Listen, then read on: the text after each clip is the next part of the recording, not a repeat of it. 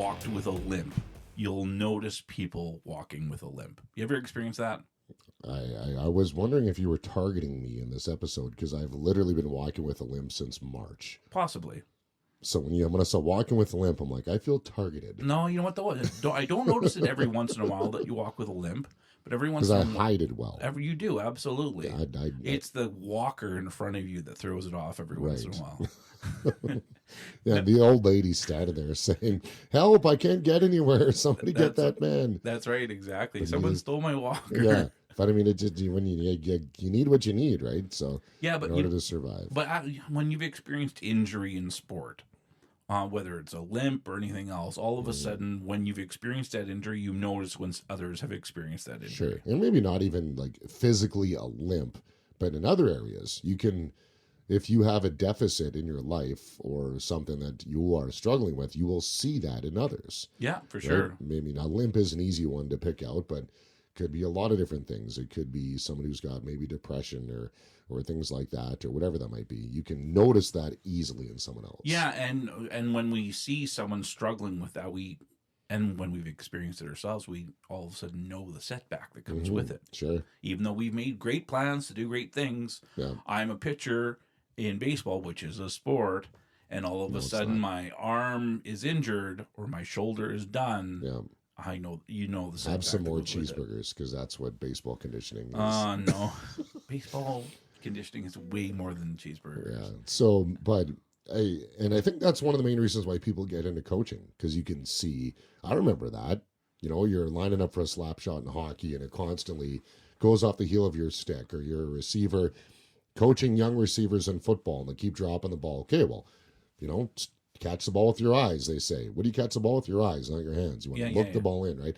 So you notice the deficits in others. That's why you're able to coach them. I always laugh when people say, catch it with your fingers, point your fingers out. And then some kid jams his fingers. Nobody says catch it with your fingers. What's that? Nobody says catch it with your fingers. No, I've heard it before. No, I haven't. I've heard it with some, catch it with your fingers, have your fingers out. Don't just catch with your palms. You're supposed to have a triangle and catch it in a triangle. I know the triangle. Or is it testing your eyesight? So you see what your dominant eye is. Hold that triangle in front of you. Yeah. Hold a metaphorical triangle. No, but I remember, oh boy, it might have been 20 years ago that I heard it. Catching with your fingers, having your fingers out in order to, the ball hits your fingers.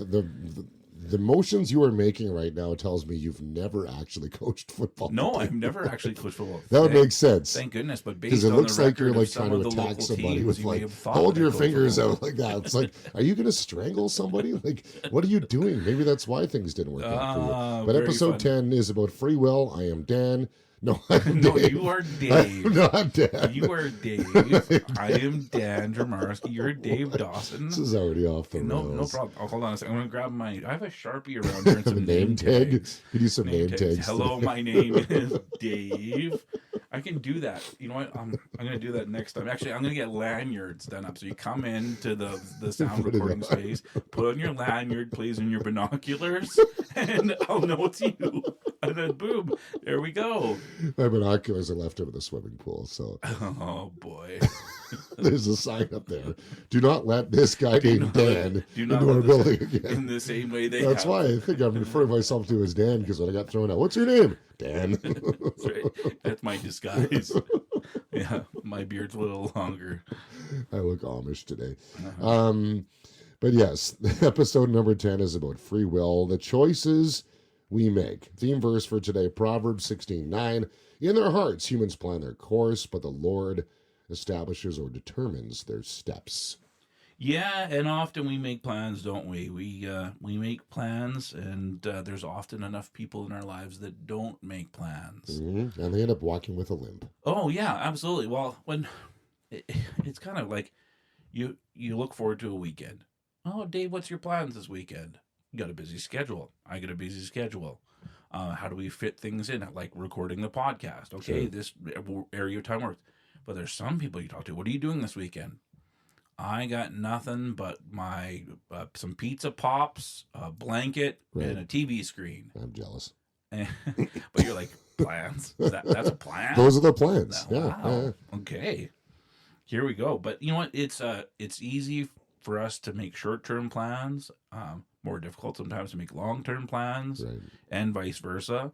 But I think when we make plans, we can better execute on those plans. And I've always pushed back against this statement when someone says I don't have time. No, you have time. We all have 24 hours in a day. Yeah, Every 7 days a human week, on the 24. planet. We Yeah. all have the same amount of time. It's what you make time for and you don't make time for. You know, if you get to that point in time where you look at your schedule and maybe you've hit a point of stress or things have started to overwhelm you, or maybe you have a limp and trying to find a way to overcompensate, you know, change some things in your life because maybe there's an injury or, you know, a trauma that has come and now I have to reevaluate. It's a great time to look at your schedule and go, what can I make time for and what can I not make time for? And then you might realize, wow, I just spent 2 hours scrolling on my phone. Oh, That I could have fit 2 hours of something else in there. we have an exercise that we do at chapel, okay? Sports chapel, junior hockey, where to start off our chapel time, I say to everyone, okay, what's your screen time on your phone? Oh, And everyone whips out their phone, and the guys start chatting. I say, okay, everyone stand up. If you have 2 hours or less this past week, 3 hours or less, 4 hours less, 5 hours or less, and keep on going. And one year, there was a guy who all of a sudden had like 16 hours of screen time on his phone. I said, wait a second. in a week? I said, no, like a day, average day. per day. And I said to him, I said, wait a second, like, how many hours are you playing hockey, like in practicing in a day? Oh, 2. Okay, so that's 18. And let's say you eat. Okay, today you ate. So it's 3 meals, say if you had them quick, maybe 15 minutes each, 20 minutes each. Okay, now you're at 17. That only gives you 7 hours left, which I assume you slept, and I hope you showered. Like, is your phone way off? Well, I like to listen to music and do stuff. I'm pretty sure screen time isn't counted always as music. Sure. But it was eye-opening. It was eye-opening. And so the challenge that we give with that is managing your time is, okay, now that you know your screen time, cut it back by 1 hour next week. Cut it back by 1 hour the week after. And then on the third week, I say, now cut it in half. And if you cut it in half, we're going to reward you. Yeah, I'll give you a nickel. No, actually, we double the wings. I'll give you $5. Yeah, double the wings. Double the wings that you get. But anyway, so all of a sudden that challenge, but you would not believe. Oh, is it intermission time? No, it's intermission. Intermission. No, Intermission the time. history to that $5 comment. I Yes, forgot there about that. is. There's a story. Another story for one day. Where I just one day. It just came to the back of my mind. It was like I remember that. That's right. But anyway, back to my point. You give this challenge to have a player cut their screen time in half and like be intentional how they manage their time. And it's eye-opening to them on how much time gets blown. And it's not just athletes, it's people in general. Sure. Yeah. Bet you $5 that you can do it.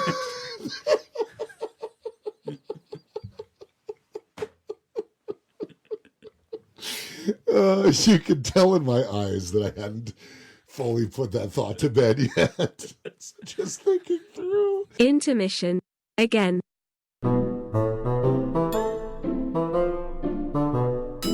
Okay, let me just tell a story right here. So, Dan's a chapel for a junior hockey team. There is a player who is NHL draft pick, destined for big, big things, likely going to be making millions in his career. Comes from a family that has had NHL bloodlines consistently through it. They're not hurting for money. So, But they're wonderful people. they're wonderful people. Yeah. Not like in a disrespectful way. Yeah, for it's sure. just like Yeah. no, they built great enterprise and they're wonderful people. So Dan made this bet in a situation with this person and then said, "Hey, I bet you $5 if you do this." And when he texted me, I said, "You sent that to that guy? $5? What is he, 3 years old? I bet you a shiny nickel." Like, Like, if you want to dare that guy, it's $50. It's not $5. No. And I just, you had to be there. Yeah, dude. It was funny in the This moment. conversation fits nowhere into what we were talking But you know what, though? about. At the same time, it's a good it was a good challenge. Yes. How do you squeeze that in? I think it was like you were interviewing him pregame, Yeah. and I said you got to include the word pizza or meatball or something like that that. in with the in the interview. And every time you do it, I bet you $5. I'll give you $5. Like, Yeah. Yeah, he had $5 when he was 3 by smiling. So Yeah. Anyway, that was an amusing thing. You know what, though? It was amusing to the player that did it, too. Because afterwards I asked, he's like, I was really thinking about it, and I was really looking for an opportunity to do it, but I didn't do it. Yeah, but if you would have said 50, you would have fitted in 9 times. Oh, yeah, exactly. Absolutely. Would have raked it in. If you were asking a 7-year-old about it, he would have been pretty excited. But anyway, when it comes to free will, he had the choice to fit that in or not, and he didn't. And I think getting back to the conversation when talking about free will, that everybody's got the free amount of time during a day to fit something in, and it's the time you choose. Like you mentioned, screen time. Maybe that might be a thing. For you, maybe it might be healthy habits. It could be eating, could be going to the gym. Maybe it might be, how much time you spend on the road. Maybe how much time you spend sleeping. If you can make time for your spouse, right? If you can make more time to practice, you can get to practice early. How many of your coach maybe wants you to spend more time working on this drill? Oh, coach, I don't have time. I have to work. Yeah, but you know what, though? Sometimes the opposite can be dangerous, too. Sometimes a little too much free time. Right. It can be and even a little too much free. Without that structure, it's easy to fit in waste.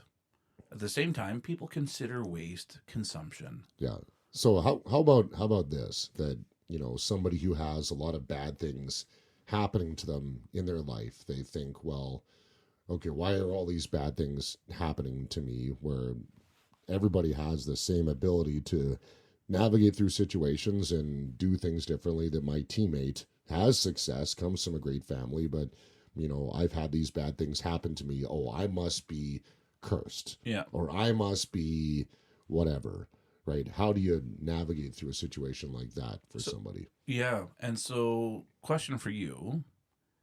In what you do around sport, what do you do with your time in order to prepare yourself for what you're going to spend time for? Yeah, that's a great question. So, managing broadcast, when we have events coming up, I'll look at, let's say we have an event starting next week. It's going to be 4 days long. I know how many games I'm going to be doing. I know the teams that I'm going to be broadcasting for.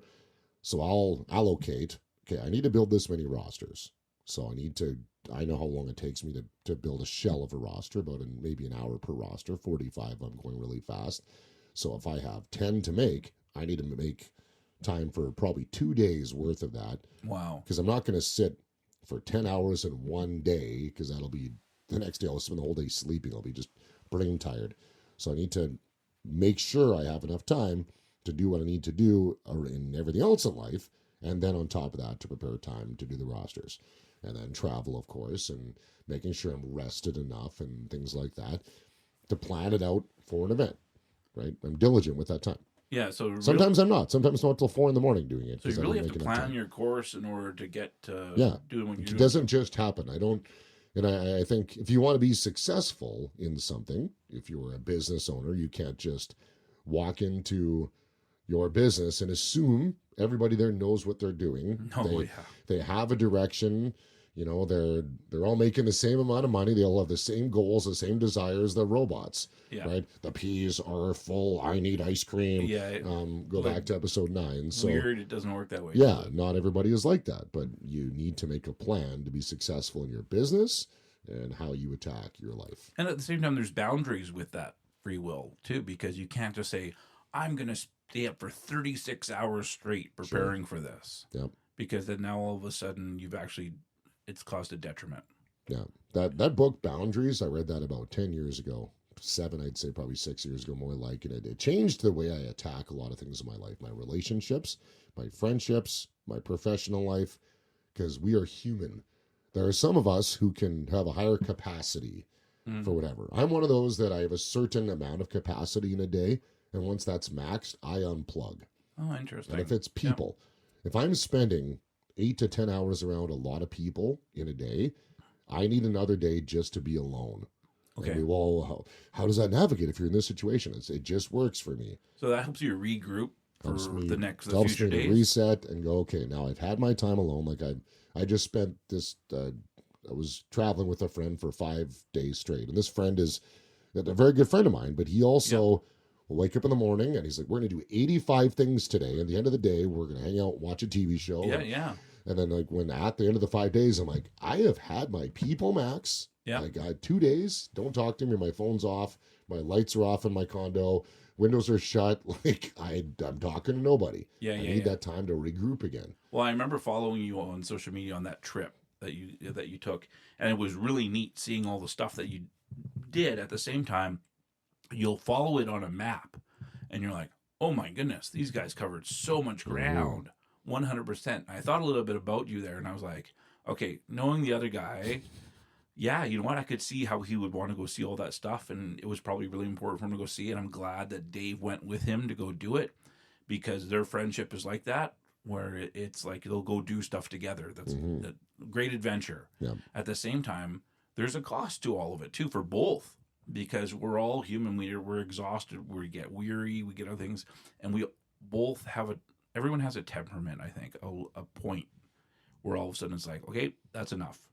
And you're right. Everyone has a different level to it. Yeah, and I think what I learned in that, he and I have been friends for a long time, and I mean, a lot of friends are like this, but that was just the example. So using this as an example, sometimes we can look at our situations and blame somebody else. Well, I'm tired. It's your fault. Well, this, your fault, your fault, your fault. Hey, hang on. Everybody's got the same 24 hours in a day.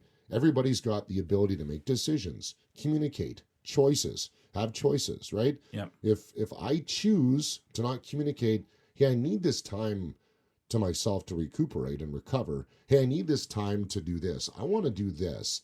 And you are just assuming someone else understands, or you allow them to dictate your life, you can get into the blame game of pointing fingers. Oh, for sure. Instead of understanding you have the free will to do X. Yeah. Now, this friend and I have gotten very good at communicating from all the trips that I've taken, and same, it's bled into other friendships. I now have learned, hey, when I'm on a trip, hey, do you mind if we do this? I just need this time to myself. And I found there's a fear, and we had talked about rejection, anxiety, etc. in episode 9. Go back and listen to it. But there's a fear of how someone will receive that if you pipe up. But I think it's important to remember, in our own free will, you can point fingers at somebody and blame for your stresses and your difficulties, or you can realize, hey, like my time is worth something. Yep. My sanctity is worth something. I'm going to set this boundary and say, I need this. Yeah, and those boundaries, that's the exact word I was going to use. Those boundaries are important in free will, because otherwise it's like liberty is important. But, you know, at the same time, legality is important. It's a balance between the two. And I think in faith, there's this constant leaning towards one or the other for so many people on different things, where it's like, okay, you have the liberty to go do this and that, but you know, at the same time, I'm not going to, I want to go out on an adventure, but I'm not going to paraglide. I'd rather bungee jump, or I'd rather parasail, or I'd rather do it differently. And so it's not only about preference, but there's flexibility within that free will. We also have to understand, in free will, not everyone knows God. And so here's something that I experience often in free will, is I'll hold chapel, or a group of guys will come together, and language comes up. Someone drops an F-bomb. And so when we do chapel, this is 20 push-ups, boom, automatically. And all the other guys are like, oh, I can't believe you said that in front of that. 20 push-ups. And so all of a sudden the guy will do 20 push-ups, apologize. I'm like, hey, you know what? That's your language. But thank you everyone else for holding me accountable around me. I even had someone involved in sport in higher level say to me the other week, he said, Dan, I feel like every time I swear in front of you, I need to apologize. Like I'm sorry. I said, no. I said, you know what? Thank you for apologizing, first of all, but I understand that's part of your language. So I'm not offended by you talking like that. I understand that's part of your vocabulary. But here's something that I want to bring to your attention. One day, you're going to talk like that in front of your children. And then your children are going to repeat it. And that might be the aha moment for it. I hope your aha moment right now with me is the beginning of catching that before you do that with your kids. And so I think often we can help people with their free will, just kind of guideline it in a little bit in order for them to hopefully see not only perspective, but see the fact that God's really the one that establishes our steps, or at least for those that know God, where free will can just run willy nilly if we really wanted to. But ultimately, God's in control. Free will has consequences, right? Consequences, free will, when you think of down the right path to navigating to success, brings the term discipline. If you can be disciplined in the things that you are doing, your free will lead you to success. If your free will brings, apathy and strife, your free will could lead to a greater sense of difficulty in life down the long road. You could be in financial peril. You could have relationship stress. You could have disobedient children. Maybe you might even have kids in prison or whatever it might be. Not that that is the answer to it all, but the answer comes down to allowing the Lord to determine our steps and laying that down at his feet. Okay, so question for you. Sure. What should we do? What's your thought on this? If we see someone exercising their free will that is actually causing them harm or others harm around them. Do you have a relationship with them? I'm not gonna necessarily say whether this is based on a specific example. Right. Well, to me, I think the important part is if you have a relationship with them. Yeah. Okay. Because I think that is where, like, if if I'm driving down the street, yeah, right, and I see, someone sitting on the sidewalk, and he's got 24 beer and he's smoking cigarettes. Yeah, he's smoking cigarettes and he's hammered on a Friday afternoon. I'm not going to stop and go, you know what? Like, that's not a good choice for your life. Like, I don't know who that is. But if it's someone I have a relationship with, for sure, I can speak into their life. Okay, say for example, you're working, a young football player, and say he's struggling with family life, with relationships, but also at the same time he's struggling with whatever it is. We can name a dozen different things. Today's difficulty. Today's difficulty for him. Do you automatically step in, or do you wait? Do you try to nudge in there with something to help him? How do we help someone? I'm thinking of this. Well, let me just say, for example, this young person knows God, and the temptations of team and everything else around them have come into play. The person's struggling, balancing even like going to church or not going to church, or maybe they don't. And you're someone that just cares for their well-being, and you see how just the decisions that they've made is impacting them. And you don't want it to seem like them being involved in sport is the cause root of it. Right. How do you softly come along someone and love them and show grace to them, at the same time helping them to, I don't know, you say, see the error of their ways? Right. I would think a big component of that would be understanding why they are where they are, how they got there, and the reason for their behavior. I think that's a big part of it, because sometimes there's a situation where disaster has just struck, right? Oh, shoot. Dad lost his job. We lost our house. Playing football is the only thing that's keeping me sane. But in the meantime, I'm having a hard time fighting against all these other struggles in my life. So this is holding me together. For me to come in there and say, hey, you really got to get your stuff together, that's not very compassionate. But other times, somebody just in their free will and their apathy and their laziness was making poor choices. Hey, instead of going to bed at 9 o'clock, I have 16 hours of screen time. What are you doing with those 16 hours of screen time? You're up repeatedly until 4 a.m. doing these things and getting up at 7. That's your free will of some poor choices you are making. So, finding out the why behind that. And I feel like, this is a part of a bigger conversation. We can dip a toe into this right now, but I think one of the main things in our society we're getting away from right now, There was a beer commercial years ago where they had different cultures and whatever come together from different backgrounds and sit them at a table and say, hey, who are you? Where are you from? Or I'm Irish. I'm this and I'm that. And they'd share a beer and they would say whatever that beer is. So uniting cultures together. And I thought that was so fascinating because it gives the ability to go, okay, well, you believe in this super controversial, polarizing topic in society and you're on the other side of it. Well, instead of understanding each other and knowing why you got to that, we're just going to yell at each other. Yeah. And that's what social media literally is. Yeah. Two deaf people yelling at each other. So, and I think to summarize this thought is, it can be a tendency sometimes that if you come from a faith-based background, where maybe you come from a situation where you aren't really aware of your, I don't want to use the term bubble, but you're shielded from the greater world and everything seems easy. Yeah. You go into a world of difficulty and you see, well, why is there so much difficulty? You just got to do this. But the opposite side of it, if all you know is chaos and someone comes to you with stability, right away your guard is up. Yeah. Well, what do you know? Everything's perfect in your life. Nope. No. Nobody's got a perfect life. Yeah. There's always trauma. There's always difficulty. So how do you get to that person? I think a big component of it is understanding them. Yeah. Taking the time to, hey, can we just tell me your story? How did you get to where you are today?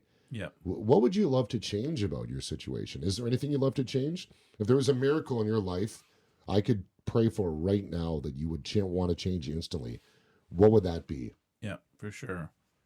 And I think part of it is not living a life of full acceptance of others, and because that's the whole universalism idea. Mm-hmm. It doesn't matter what everyone does. It's all good. It's fine. Go ahead. You do you, boo. Yeah, you do what you do. I do what I do. I scratch my back. You scratch yours. Yeah, that kind of thing. At the same time, you're right. I think part of it is understanding the perspective where someone came from. I think often we're really shy. We're easy to criticize and we're easy to communicate stuff that's on the surface without realizing that almost always there's an underlying piece that's there that's causing whatever is on the surface. And I remember seeing an illustration a while ago talking about the differences between trees. Okay, in a really humid and arid, like a place in the world where there's lots of water, a tree root will be shallow and wide. In places where like you'll see a tree growing in the middle of like a hot humid place where there's like no grass but yet this tree is surviving, the root is straight down and it's deep, extremely hard to remove that tree, and it's like really, really deep. And I think that is a good perspective for me on relationships, where some people everything's shallow and not too many things are deep, but it looks lush and green and everything, but the roots are shallow. Where other place is, it's like, oh, things aren't looking too green and too vibrant and too wonderful, but the root is really, really deep. Right. So I think often it's like, we can try to establish these things, but really our heart wants to plan a course, but ultimately God controls the root system and supplies to the root system. And so if we really want to walk with him and understand him and establish steps with him, our roots need to be deep in him, in his word, in communication with him. It's so important. And sometimes maybe you're dealing with an athlete. Let's say if you're a coach listening to this and you have behavior modification you're looking at that, there's a player who seems easier to coach. Okay, well, I give them this principle and they apply it and bang, it's changed right away. Interesting. Maybe there are other athletes that you're coaching where you constantly seem that behavior modification is a trip up. Every single day there's a new crisis, there's a new thing, they're just not grasping these concepts. Well, back to your metaphor that maybe for the one athlete, some of those are shallow, the traumas, the difficulties, they understand it. For other ones, maybe the roots go way deep. Maybe the reason why they're not grasping these concepts is, let's take a look at their home life. How is things at home? Oh, okay, well, things are not good at home. Maybe there's like some deep roots there that instead of investing in, just the shallow, you might need to spend a little more time with this person going to the root of the surface. If I tell you I've been watching Friday Night Lights again, the TV series, went back and watched that.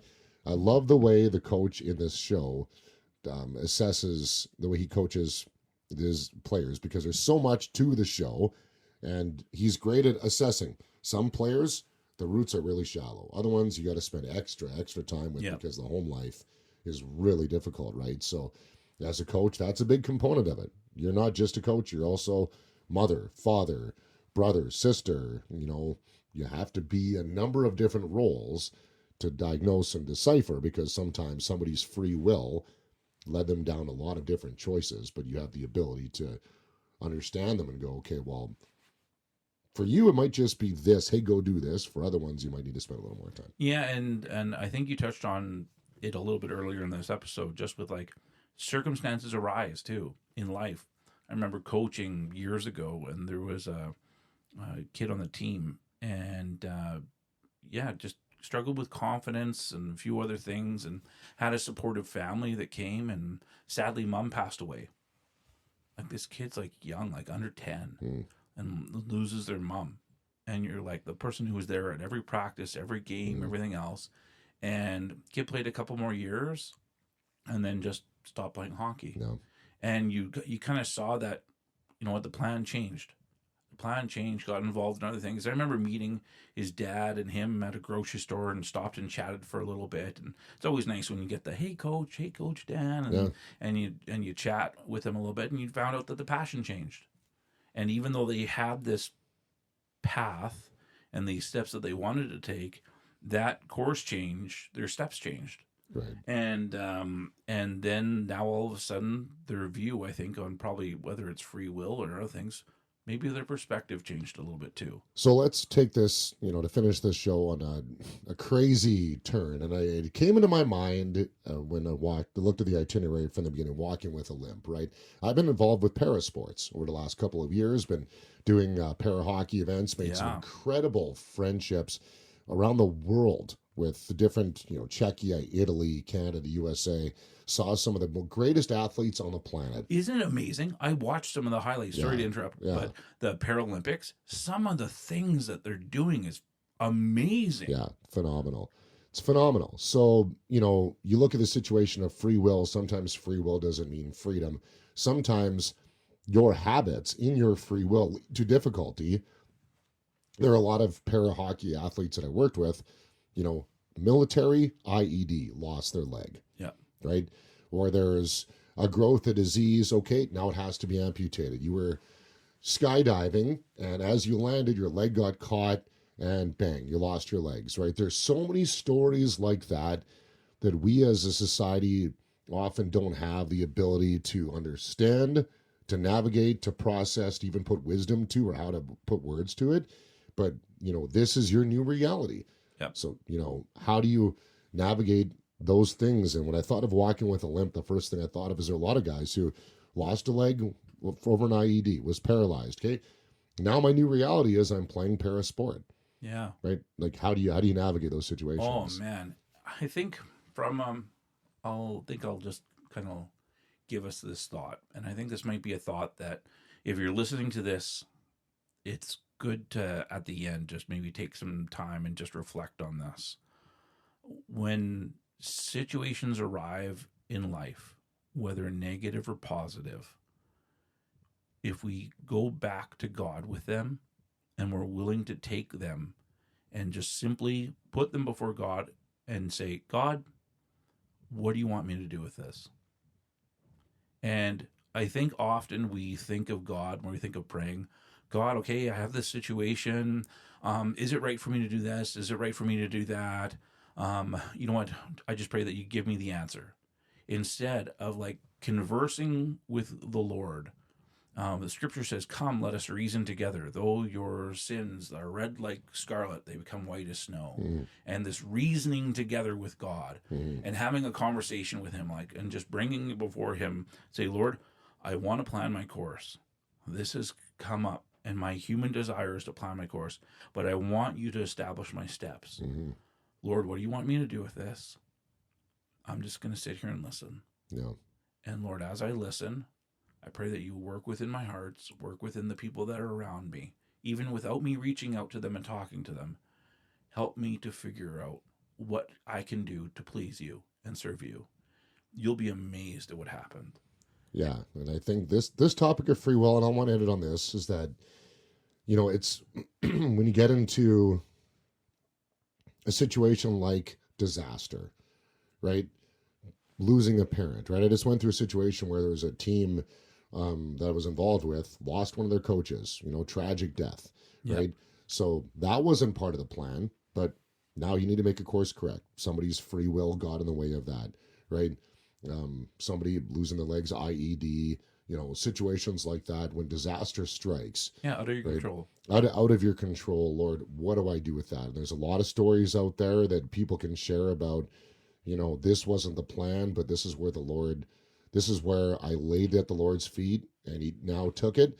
Maybe for episode 11, I don't know. I feel like we've talked about some really, really good topics so far in these 10 episodes. Maybe the next one's going to be one on disaster. That could be one. You know what? Let's just make it that. Yeah. Well, episode 11, I think, on disaster. I think that's a tough one, but this is a good one. Free will. You can catch us where all podcasts are downloaded, as well as follow us on social media, Instagram and X, and communicate with us. You can chat with us, give us your feedback, what you liked, what you haven't liked, and I'd love to hear your thoughts. Exercise your free will, and ultimately you can decide what you want to say. Dave, will you close and use the word meatball? If you give me $5. Not a chance.